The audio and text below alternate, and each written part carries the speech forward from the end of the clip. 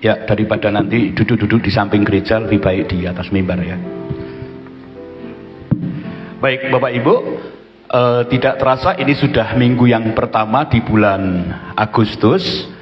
Dan Agustus, September, Oktober, November, Natal lagi saudara. Serasa waktu itu begitu cepat dan sepertinya tidak ada habis-habisnya Bapak Ibu ya. Dan tahu-tahu seperti khotbah saya kemarin, ngerti-ngerti wis podo tuwo saudara ya. Delok, coba lihat kanan kiri Bapak Ibu saudara, kan sudah berubah semua ya dibandingkan 10 tahun yang lalu saudara ya. Haleluya. Baik Bapak Ibu, pagi hari ini saya mau sampaikan tentang hidup itu paling enak kalau disertai dengan damai dan sejahtera. Saya ulangi ya, hidup ini paling enak, paling nyaman kalau di dalam hidup kita itu mengalami yang namanya damai sejahtera. Siapa yang pengen keluarganya damai-damai saja? Haleluya, puji Tuhan. Ya, dimanapun kita berada, di tempat kita bekerja, kalau di tempat pekerjaan itu kita mengalami damai sejahtera, maka ketika kita mengambil keputusan itu akan baik-baik saja saudara. Tapi ketika hati ini gundah gulana, hati ini tidak tenang, hati ini kemerungsung, tidak ada damai sejahtera, maka keputusan yang kita ambil pasti salah Bapak Ibu. Nah maka dari itu pagi hari ini saudara, saya tidak akan panjang karena hari ini juga ada penyerahan anak. Jadi saya akan sampaikan singkat saja ya tentang damai sejahtera itu. Mari kita buka Alkitab kita di dalam Kolose atau surat Kolose pasal yang ketiga ayat yang ke-15. Surat Kolose pasal yang ketiga ayat yang ke-15. Sudah ketemu Bapak Ibu? Kalau sudah ketemu, mari kita baca bersama-sama yang ada di LCD. Bagi yang tidak membawa Alkitab, yang membawa Alkitab di HP bisa lihat di HP saudara. 1, 2, 3. Hendaklah damai sejahtera Kristus memerintah, mengendalikan. Oh, bentar, salah. Yuk, saudara. Bentar ya. Saya malah baca keterangannya. Yuk, 1, 2, 3. Hendaklah damai sejahtera Kristus memerintah dalam hidupmu, karena untuk itulah kamu telah dipanggil menjadi satu tubuh dan bersyukurlah. Jadi kalimat ayat ini dikatakan, hendaklah damai sejahtera itu memerintah. Jadi dalam hidup kita, dalam hati kita itu diperintahkan oleh damai sejahtera. Mas Yosi duduk di mana?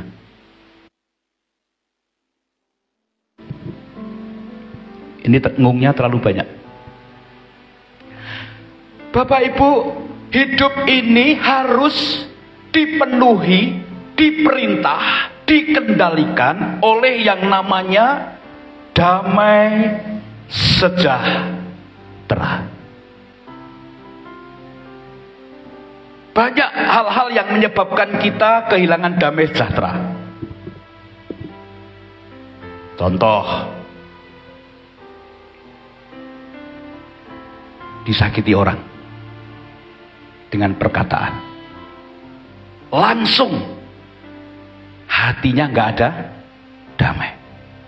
Termasuk yang ngomong, termasuk yang menyakiti ketika tahu dan sadar bahwa dia menyakiti orang, langsung kehilangan damai sejahtera. Atau HP-nya ketinggalan di rumah, sementara kita sudah setengah perjalanan. Hati ini pasti kehilangan damai sejahtera. Ada yang kehilangan damai sejahtera gara-gara HP-nya ketinggalan? Ada ya. HP ketinggalan nggak apa-apa, yang penting dengan istri ketinggalan saudara ya. Saya pernah berangkat ke gereja saudara, karena istriku itu kan enteng pada waktu itu, kecil, kayak Fitri itu lebih kecil lagi gitu saudara ya. Waktu mau berangkat gereja itu masih ngobrol-ngobrol gitu ya. Terus saya naik motor, nah tangan dia itu kan megang joknya itu, nut gitu. Saya pikir sudah naik, saudara. Lalu dalam perjalanan saya ngomong, "Mah, nanti yang tugas singer siapa ya? Yang ini timnya siapa ya?" Gitu, ngobrol terus. Sampai di gereja, penerima tamu ngomong, "Loh Pak, Ibu mana?" Lah ini, loh nggak ada, saudara. Ternyata masih di rumah, sudah ketinggalan, saudara. Nah, istri jangan ketinggalan ya. Jadi kalau bisa ke gereja itu bareng-bareng dengan istrinya gitu ya. Kehilangan damai sejahtera, pasti nanti marah istriku, kan begitu, saudara ya. Itu bisa kehilangan damai sejahtera, saudara. Nah, Bapak Ibu, mari hidup ini kita penuhi dengan damai sejahtera. Nah, sekarang kita akan belajar bagaimana supaya damai sejahtera itu memerintah dan terus hidup dalam kehidupan kita. Ya, yang pertama, Bapak Ibu, yang pertama yaitu kita harus bisa mengendalikan hati ini, ya, mengendalikan hati ini dengan sebuah yang namanya pengampunan. Coba katakan sebelahnya, pengampunan.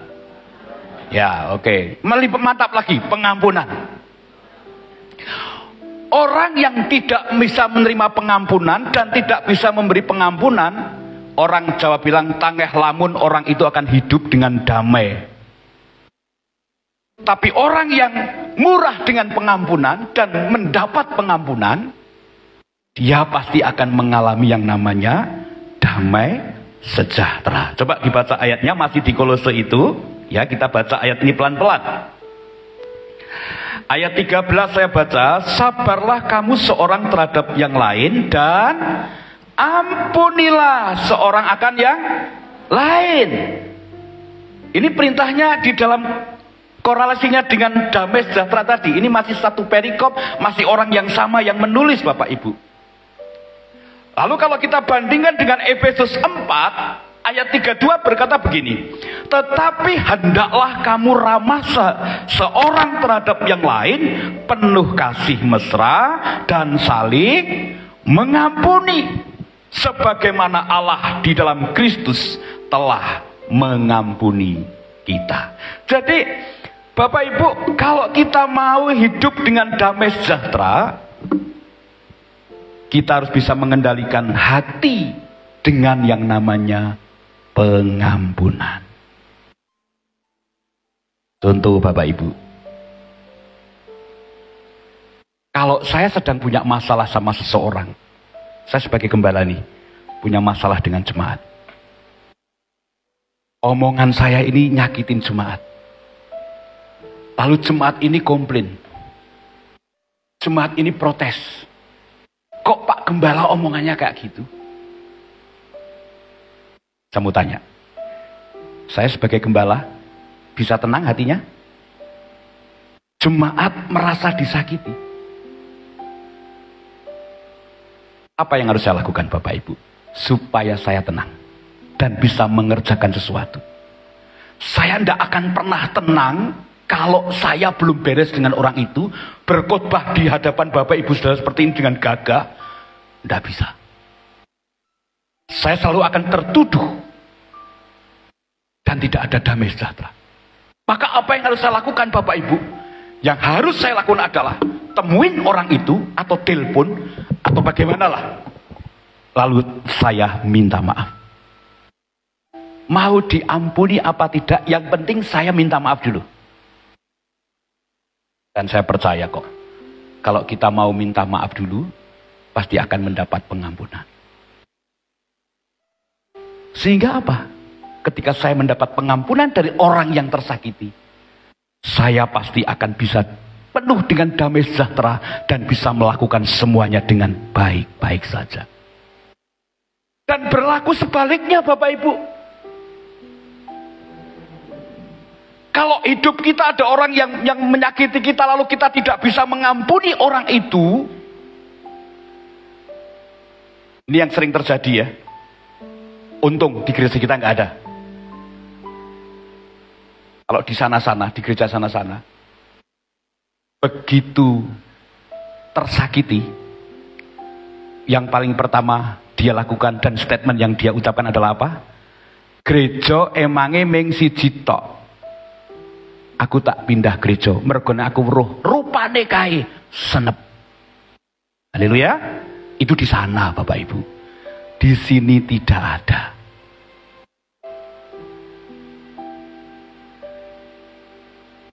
Kalau kita bisa mengampuni orang, orang yang mendapat pengampunan itu juga punya damai sejahtera, kita yang mengampuni pun juga mendapatkan damai sejahtera. Apalagi saudara, ketika ada orang yang mengungkit-ungkit masa lalu hidup kita, loro hati saudara. Tapi mari kita belajar untuk apa? Mengampuni. Orang yang mau mengampuni dan orang yang mendapat pengampunan, saya jamin hidupnya tenang. Pasti ada damai sejahtera. Orang kalau nggak bisa mengampuni saudara, lewat depan rumahnya saja nggak mau nengok saudara. Apalagi lihat mukanya, jengkel sekali. Nah, orang yang begitu apa dibilang orang yang memiliki damai sejahtera? Tidak ada. Tapi orang yang mau mengampuni, orang yang menerima pengampunan, hidupnya akan mengalami damai sejahtera. Jadi Bapak Ibu, apa yang harus kita lakukan supaya kita terus dapat damai sejahtera? Yaitu mengendalikan hati dengan murah yang namanya pengampunan. Saya ngomong begini Bapak Ibu, saya sudah ngalami dan sudah memberikan contoh-contoh. Ya, pada waktu kemarin penginjilan di Sragen Bapak Ibu, kita satu tim. Kesepakatan kita itu persembahan itu dibawa tim penginjilan untuk kas penginjilan gitu loh. Tapi ada satu tim ini yang berkhotbah, dia berkata tidak usah diambil, biar di situ. Nah begitu saudara. Nah karena saya juga bagian daripada ketua, ya saya marah saudara, gitu kan? Saya marah. Bapak semestinya tidak begitu. Bapak mesti koordinasi dulu dengan saya. Tidak bisa mengambil keputusan sepihak. Kalau begini kan jadi kacau. Saya bilang gitu. Bapak mengambil keputusan sendiri, kita kerja tim. Wah, orangnya tersinggung saudara. Orangnya tersinggung, saya sambil melotot-melotot. Seperti mau berantem gitu saudara. Duitnya tak balik, gini. Kolektornya berapa? Dan saudara. Waduh, di situ saya kehilangan damai sejahtera. Barusan pelayanan bukannya dapat berkat, tapi kehilangan damai sejahtera. Dan setiap ngomong apa saja dia pasti frontal saudara. Ya, dia counter terus. Saya ngomong apa, dia counter terus. Saya ngomong apa, dia counter terus saudara. Dan sebaliknya, ketika dia ngomong, saya counter dia. Wah, ini nggak baik saudara. Lalu saudara, ketika di rest area kita masuk di kafe, apa yang saya lakukan Bapak Ibu? Saya dekatin dia, saya berkata, Pak, saya minta maaf. Apa yang sudah saya lakukan kepada Bapak? Wah, dia berat sekali saudara. Tapi tiba-tiba dia peluk saya. Saya juga Pak, saya omongannya juga keras Pak. Maafkan saya Pak. Loh, indah sekali saudara ketika terjadi seperti itu. Lalu tak ulangi lagi ketika sudah forum kumpul, saya bilang, Bapak semuanya, teman-teman. Yang pertama saya minta maaf sama teman-teman semua. Yang kedua sama ini, Bapak ini, karena sudah salah paham dan lain sebagainya. Saudara, akhirnya semua orang yang tadinya ikut gundah gulana, semua orang jadi damai sejahtera. Dan akhirnya ketika seperti itu, akhirnya bendahara kami bilang, ayo makan semua, pesan apa saja, makan. Aduh, akibat dari pengampunan, ada damai sejahtera. Akhirnya bendaharanya ngetok ke duit, ayo mangan sak puasnya, begitu saudara. Ya cuman sayang, mangan ini juga kucing, jadi ini ya sepuasnya ya nasi kucing saudara. Nah saudara, pengampunan itu sangat diperlukan untuk menuntun kita hidup di dalam damai sejahtera. Namanya saja diperintah oleh damai sejahtera. Ya, dan banyak hal Bapak Ibu, kalau saya mau sampaikan contoh-contoh konkret dalam kehidupan kami sehari-hari. Mau mengampuni Bapak Ibu? Tapi saya heran saudara. Ya, satu gereja bermusuhan bertahun-tahun, yo betahai saudara. Konek satunya duduk di sana, satunya duduk di sini, satunya duduk sini, satunya duduk di sana. Tidak pernah gitu saudara ya. Sehingga kehilangan damai sejahtera saudara. Mau mengampuni Bapak Ibu? Coba katakan sama sebelahnya. Sudah mengampuni belum? Katakan praktek. Yang kedua Bapak Ibu, ada 4, saya bicara 2 saja. Yang kedua, selain pengampunan yang harus kita kendalikan dan ada dalam hidup kita sehingga damai sejahtera itu memerintah, yang kedua adalah mengendalikan hati ini dengan kesabaran. Balinine, sabar. Sabar, lihat pada Tuhanku. Sabar, Tuhan selalu sertaku. Sabar, sabar, Tuhan beri kuatku. Kalau saudara belajar sabar, Tuhan pasti memberi kekuatan. Ini nyanyi sing turu do tangi kabeh saudara. Dikira serampung khotbah saya. Haleluya saudara. Biasanya saya khotbah kan teriak-teriak, ini kan alus saudara, sudah ngantuk saudara ya. Ternyata nyanyi langsung jenggilek dikira rampung saudara. Ayatnya di mana Bapak Ibu? Masih di Kolose, masih di ayat itu Bapak Ibu. Dikatakan dalam ayat 13, 14 itu berkata begini. Sabarlah kamu seorang terhadap yang lain. Dan ampuni, tadi kita sudah baca. Seorang akan yang lain, apabila yang seorang menaruh dendam terhadap yang lain, sama seperti Tuhan telah mengampuni kamu, dan kamu perbuat juga demikian. Ayat 14. Dan di atas semuanya itu, kenakanlah kasih sebagai pengikat, yang mempersatukan dan menyempurnakan. Jadi kalimat di ayat 13 itu yang pertama, paling pertama ditulis, sabarlah kamu. Lalu di ayat 12 di bagian akhir dikatakan, di situ kita dituntut untuk ada kelemah lembutan, kerendahan hati, kelemah lembutan dan kesabaran. Di 2 kali ditulis kalimat kata sabar. Berarti penting sekali Bapak Ibu. Yang namanya sabar itu penting sekali. Ini bukan sabar kakaknya Bu Siti, bukan ya. Tapi sabar, betul-betul sabar. Jemaat sudah paham. Pak Timo itu terkenal ndak sabaran gitu saudara ya. Gini betul. Wonge kemrungsungan gitu. Tapi saya sekarang dengar firman Tuhan, saya juga harus belajar. Itu.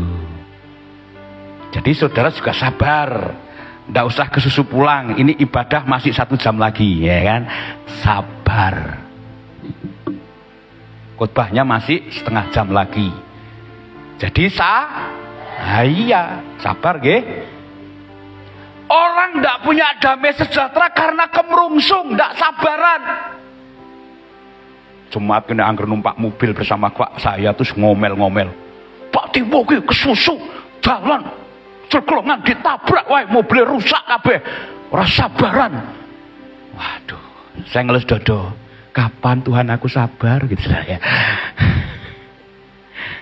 Haleluya. Orang yang tidak punya kesabaran itu kehilangan damai sejahtera, saudara. Maka firman Tuhan katakan, sabarlah seorang terhadap yang lain. Termasuk sama istrinya, anaknya, mertuanya. Haleluya. Iki kata sabar ini tidak perlu saya terjemahkan dengan bahasa Yunani dan Ibrani. Saudara harusnya lebih mengerti. Amin. Kenapa orang tidak punya damai sejahtera? Karena yang pertama tidak bisa mengampuni dan tidak mendapat pengampunan. Lalu yang kedua karena ora sabar. Saya dapat berkat berapa? 3 juta. Saya pengen ganti apa itu? Bukan ganti mobil, saudara ya. Kalau mobil saya tidak akan beli, tapi dikasih orang nanti. Mobil ini apa namanya? Dol trimnya itu kan sudah jebol semua itu. Itu akibat nggak sabar. Pertama bahagia banget, seneng, wah bahagia itu berkat 3 juta, saya mau belikan ini gitu saudara ya. Nah karena nggak sabar, jam 10 malam itu Revel tak oyak-oyak, ayo peng, cepet peng, ayo, apa ayo ning, bayar Shopee ini, papa beli ini. Wah dicek-cek sama Epeng, wah Epeng kan pintar kalau gitu-gitu saudara ya. Ada apa barangnya gitu, coba bayangin saudara ya. Barang sudah diklik, udah masukin keranjang, lalu dibayar 2.100.000 atau berapa gitu. Begitu klik, 1 jam kemudian tulisannya apa? Barangnya sudah habis, saudara. Dan itu membuat saya kehilangan damai sejahtera. Dan berangkat dari apa, saudara? Ketidaksabaran. Dan itu tidak selesai sampai situ. Setelah begitu kan harapan saya apa? Harus balik duitnya. Harus balik pokoknya. Wah, Revel yang tak unek-unek saudara. Pokoknya harus balik, Peng. Kamu tanggung jawab. Itu seperti saya tuh tidak ngomong sama anak saya loh. Revel itu kamu nih, gara-gara kamu bilang iya, bilang oke. Wah, saya matanya merah begitu saudara ya. Sabar Pak, tenang. Ini loh nanti pakai dana, pakai gini, sabar uangnya ndak hilang begitu. Sedikit melegakan saudara, tapi saya tetap tidak sabar, duitnya harus kembali, 2 juta melayang, saya bilang begitu ya. Besoknya tak tanya, mana Peng itu? Panggil Pak Tuti, panggil Mas Adi, ayo panggil, dia yang lebih tahu. Oh bisa Pak Timur untuk melegakan, tapi ternyata sampai di pastori nggak bisa juga saudara. Membuat saya semakin semakin kehilangan damai sejahtera saudara, karena tidak sah. Dan ternyata wong nyatane yo sabar ditunggu, orang kita balik cuma 1.800.000 tetap balik. Tapi tidak bisa diambil uang, harus diambil barang. Lah tuku apa saudara? Ini membuat kehilangan damai sejahtera lagi. Karena saking ora sabare, wedi nek mobile anune duite ilang, tak tukokno spion, tak tukokno karpet, tak tukokno apa, dan akhirnya mubazir saudara. Saintuke. Waduh Tuhan. Itu akibat tidak sabar. Nek tidak sabar akhirnya kemrung. Nah kalau sudah kemrungsung akhirnya ora karuan. Itu. Haleluya. Sabar. Gitu ya. Rasa kemrungsung, sabar. Belum, masih 2 poin lagi, sabar. Loh, ini tenang saudara, kalau saudara mau sabar, hidup kita damai loh. Kenapa nggak damai? Yang ora sabaran kok. Karepe sak nyek sak ndek. Itu. Kayak kemarin tuh. Revel tuh lihat pada main layangan gitu ya. Sebelah main layangan, sebelah sana main layangan. Pak, beliin layangan sekarang. Sik topeng papa lagi kerja ini, bikin ini. Ya itu saudara, karena nggak sabar, wah kesusu, akhirnya padu dewe karo Revel saudara ya kan. Nggawa layangan itu gede saudara. Wah begitu digawa ini malah Revelnya malah mabur saudara. Wah piye karepe saudara ya? Layangan ini kan gede saudara. Wah malah padu dewe saudara ya kan. Salah ndak tuku apa layangan gede gede ini. Oh papa kok nyopirnya banter-banter. Nyok mesti ngarep saya bilang gitu. Wah, ada ya karena saya memang sudah biasa megang layangan. Loh kan orang mabur. Lah ya wong aku saya megangi, saya bilang gitu. Jadi waduh kacau saudara ya. Dan sampai di rumah ndak bisa diterbangin saudara. Saya udah bayari, saya ketewu, benangnya sudah ora diganti saudara. Tadi bilangnya pinjem saudara. Wah sini Revel ini payah, saya bilang gitu. Jadi sabar saudara ya. Saya bilang sabar, nanti tak buatin sendiri. Nanti tak buatin layangan CD saudara yang gede gitu saudara, kan apik babur gitu ya. Ya Pak ora apa-apa niku. Ya tapi CD laki-laki ya, ndak usah dikasih rendo, aku bilang gitu saudara ya. Kan lucu nanti layangan kok ada rendo-rendonya kan gitu. Saya lihat kok bagus itu ada rendonya. Aku mau bikin yang punya Superman yang ndak ada rendonya kan bilang gitu. Wis ora sabar saudara. Ya wis bilang gitu ya. Jadi saudara, yang pertama apa? Kendalikan hidup kita dengan apa? Pengampunan dan Nah, ada yang tersakiti di sini, ada yang tersinggung. Yuk mulai belajar mengampuni. Saya percaya kalau ada orang minta maaf sama saudara, ketika saudara memberi maaf, saudara juga damai, mereka juga damai. Dan yang kedua adalah sabar. Sabar lan narimo, orang Jawa bilang. Haleluya. Kalau saudara lihat Pak Gembala kemrungsungan, yo judi tiru saudara, ya kan? Kalau saya kemerungsung ditegur saja, Pak Timo, wingi khotbah apa? Kan gitu saudara ya. Gampang saja saudara. Begitu saudara lihat saya tidak sabar, di WA saja, Pak Timo, wingi khotbah apa? Kan begitu saudara ya. Dan saya juga tetap akan bersama-sama belajar akan kebenaran firman Tuhan. Amin Bapak Ibu. Ya itu anaknya Mas Martin sudah tidak sabar untuk diserahkan ya. Haleluya. Mari tutup Alkitab kita akan persiapkan perjamuan Tuhan. Bapak Ibu, Tuhan, kita harus mengampuni karena Tuhan sudah lebih dulu mengampuni kita. Tuhan juga sabar menanti pertobatan kita, dan Tuhan juga sabar ya untuk terus menuntun kita untuk kita hidup benar di hadapan Tuhan. Haleluya, haleluya. Mari tundukkan kepala kita. Kita percaya Tuhan itu menolong kita. Haleluya. Melayani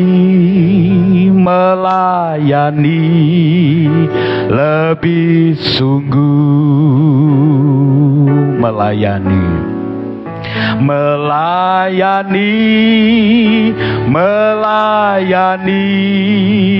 lebih sungguh. Katakan Tuhan lebih dulu melayani kita. Tuhan lebih dulu melayani kepadaku, melayani lebih mengampuni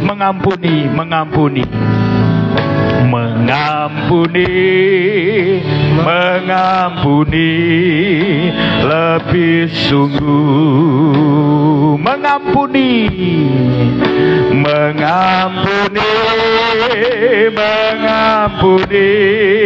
lebih sungguh. Tuhan lebih dulu, Tuhan lebih dulu mengampuni kepadaku, mengampuni.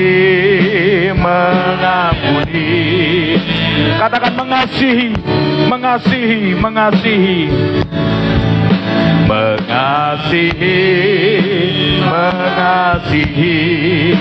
lebih sungguh. Haleluya. Mengasihi lebih sungguh. Amin. Haleluya. Tuhan lebih sungguh mengampuni kepadaku, mengasihi. Haleluya. Saya undang pelayan-pelayan perjamuan maju ke depan, melayani